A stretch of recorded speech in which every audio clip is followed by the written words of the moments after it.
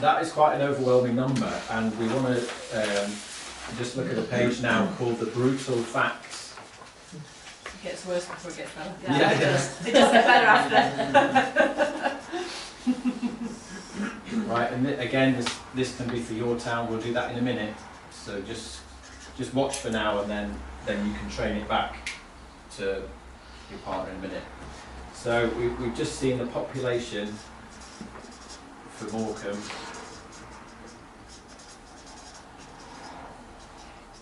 What was it? 32,758. Wow. How many of those, just going to use a phrase here, far from God, how many of those as a percentage would you say in the UK was far from God? Does anybody know the rough percentage? 98? 99? I was going to say 98. 98%? 99. Something around there, yeah, we use 98% for the UK. Somebody whip out a calculator on your phone. So this number multiplied by 0.98. How do you get that percentage? How do you...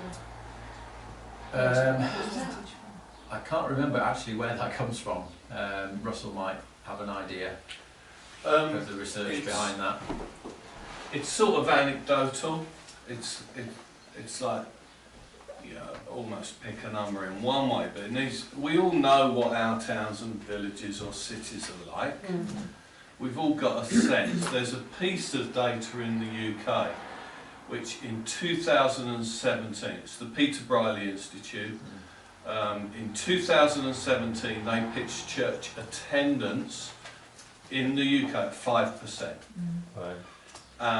And that was turning up to church once a month.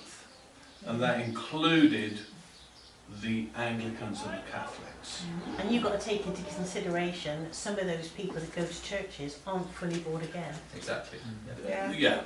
So, number one, not all of those people are evangelical and believe the Bible and the truth about Jesus. Not everyone who's even an evangelical is actually a follower of Jesus and goes and makes disciples. And these are people who turn up to church once a month, and that was in 2017. I've already seen data from the church in England where like the drop-off since COVID is just ridiculous. They posted some data this week. Really? Wow. Yeah. I'll try and find it. Yeah. And that's across the board, that's all denominations since COVID, Yeah. Okay. But then, so 95% across the UK, but then you know what your town's like. So you come somewhere like Morecambe, or you come to my town, it's definitely 98% far from God. I mean, I think the confusing thing with this number is that, we look at the census and there's like, UK is apparently 60% Christian, so that's maybe confusing then to hear 2%.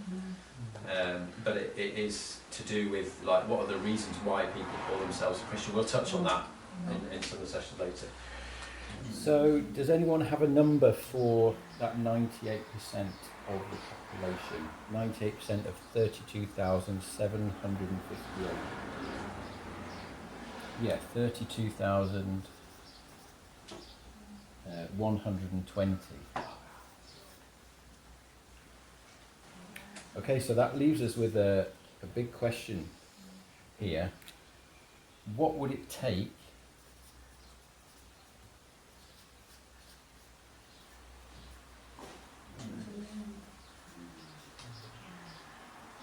to see your town saved?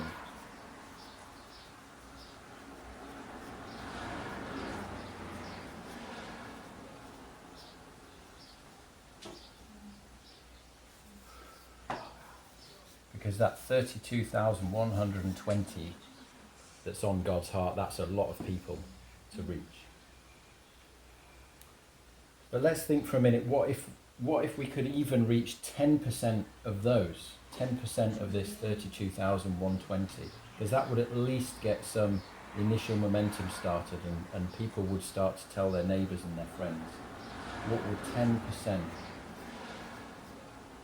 of those who are far from God look like? So we're just going to take 10% of that number.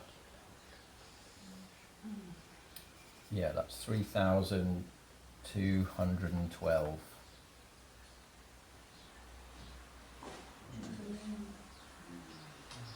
Okay, now next question. If the global average church size, if you look around the world and you just take the average size of a typical congregation, the global average church, the average size is 64 people. Alright, so if you can take this number 3,212 and divide it by 64, we should get the number of churches we would need to start just to support these 10% who are far from God. Do we get a number for that? Yeah, 50. 50 churches for Morecambe just to reach those 10% who are far from God. Wow. So to even look after 10% of the population that's on God's heart, we'd need to start 50 new churches in Morecambe. Wow. I found a document again from Church of England that was published in 2019, showing the total budget for all the churches in England and the number of churches, and from that we can get an average budget per church. And Church of England is quite useful because there's big churches on one end and quite small sort of scout huts on the other, so you get the whole spread that would be quite representative of the UK. Anyone want to guess what the average budget for each church would be? How much do they spend in a year? One church on average. 35,000. 35? Higher. 100. The number, this is from 2019, 87,048. Can somebody multiply this by 50 churches? 50 multiplied by 87,048. 50 times. You've done it in your head. 87,000. That's going to be a lot of pushing of money. 4.5 million. £4,368,721.50. Don't forget the 50 pence. So here's a brutal question. Will the traditional model that we know finish the job? Has anyone got a spare 4.35 million to take care of Morecambe for just the next year to reach 10% of what's on God's heart per year? Yeah. So have a look for your town. Just turn to the person next to you and just train this back to your partner for your town. Look at the numbers and teach it back to them as if they'd never heard it.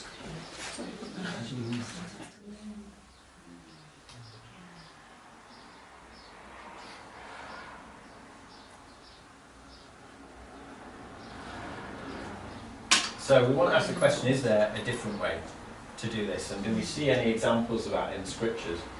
And we're just going to have a look at Acts chapter 19, if somebody could read this out for us, verse 8 to 10, please. So is there another way?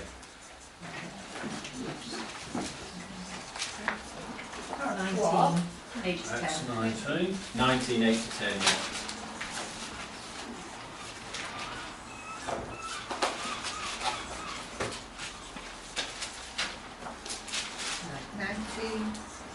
Chapter 19, 8 to 10. And he went into the synagogue and for 3 months spoke boldly, persuading and arguing and pleading about the kingdom of God.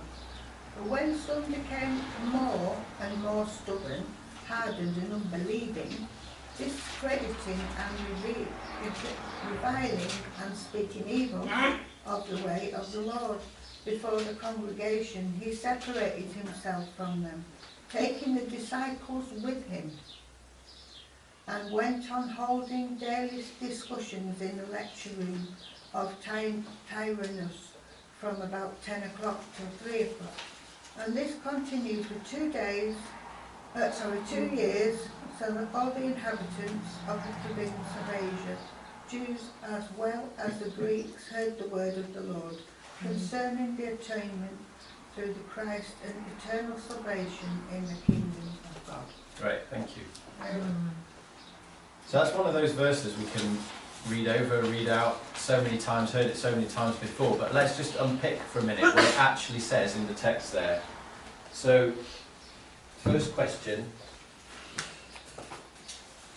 who heard the word of the Lord? Just look back at the text. Who heard the word of the Lord? Verse 10. The inhabitants Yeah, of the province of Asia. Yeah, has anyone got a different translation? What else does it say? Both the Jews And Greeks, the residents. All the Jews and Greeks who lived in the province of Asia heard the word of the Lord. All the residents of Asia. All the residents. People throughout the province of Asia. Sounds pretty concrete, doesn't it? All the residents of Asia. Does anyone know how many people that represented back then? Some people who've done this training before might have You a have number that in at the mind. tip of your brain, the population of Asia in Yeah. 5 AD. How Is many? it 1.5 million or something? Yeah, Yeah.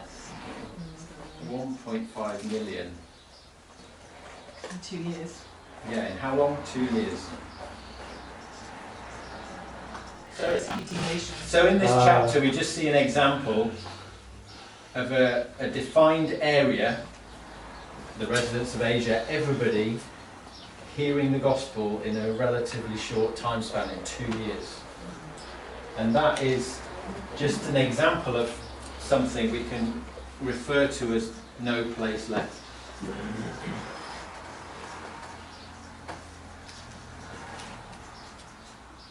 Because the gospel's gone out to everybody.